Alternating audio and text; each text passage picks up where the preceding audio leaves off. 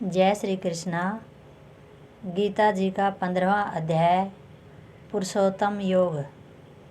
श्री भगवान बोले, आदि पुरुष परमेश्वर रूप मूल वाले और भ्रम रूप मुख्य शाखा वाले जिस संसार रूप पीपल के वृक्ष को अविनाशी कहते हैं तथा वेद जिसके पत्ते कहे गए हैं, उस संसार रूप वृक्ष को जो पुरुष मूल सहित तत्व से जानता है, वह वेद के तात्पर्य को जानने वाला है।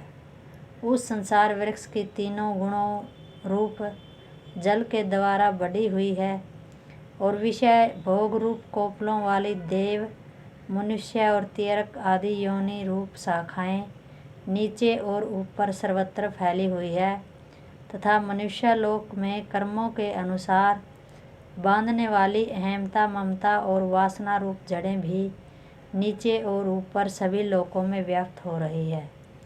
इस संसार वृक्ष का स्वरूप जैसा कहा है वैसा यहाँ विचार काल में नहीं पाया जाता, क्योंकि न तो इसका आदि है और न अंत है तथा न इसकी अच्छी प्रकार से स्थिति ही है।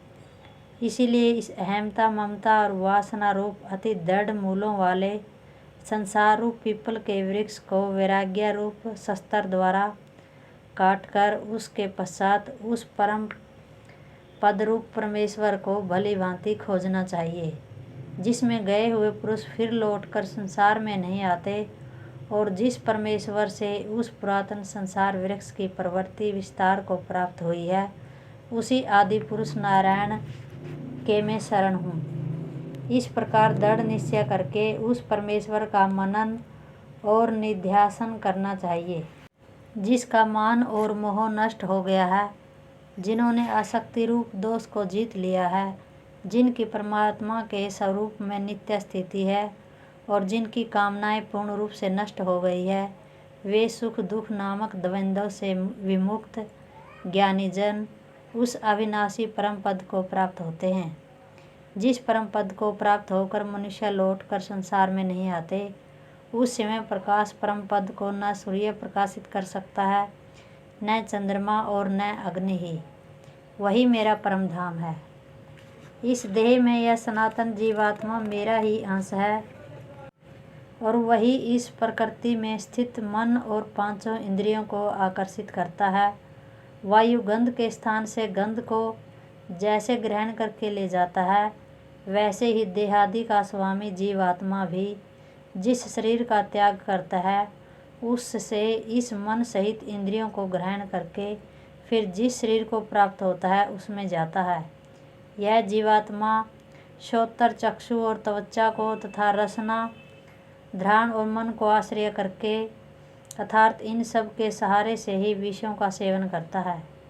शरीर को छोड़कर जाते हुए को अथवा शरीर में स्थित हुए को अथवा विषयों को भोगते हुए को, इस प्रकार तीनों गुणों से युक्त हुए को भी अज्ञानी जन नहीं जानते।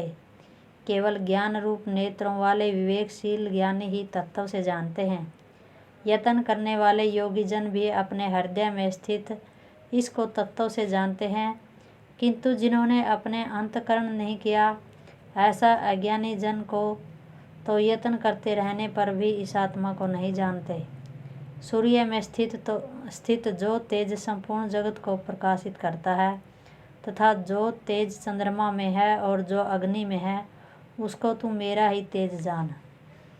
और मैं ही पृथ्वी में प्रवेश करके अपनी शक्ति से सब भूतों को धारण करता हूँ और रस स्वरूप अर्थात अमृतमय चंद्रमा होकर संपूर्ण औषधियों को अर्थात वनस्पतियों को पुष्ट करता हूँ।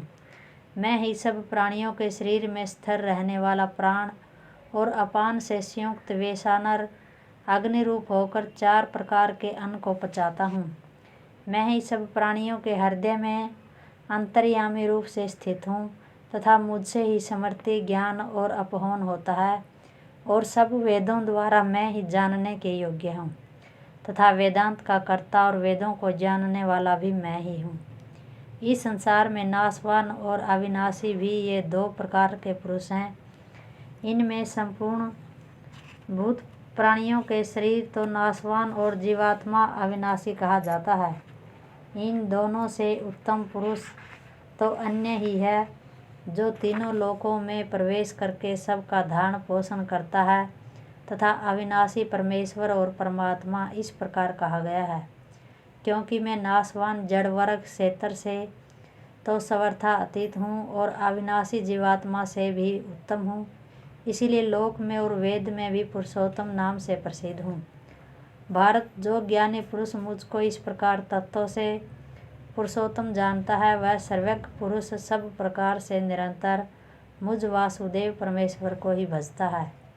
हे निष्पाप अर्जुन, इस प्रकार यह अति रहस्य युक्त गोपनीय शास्त्र मेरे द्वारा कहा गया, इसको तत्वों से जानकर मनुष्य ज्ञानवान और कृतार्थ हो जाता है। जय श्री कृष्ण।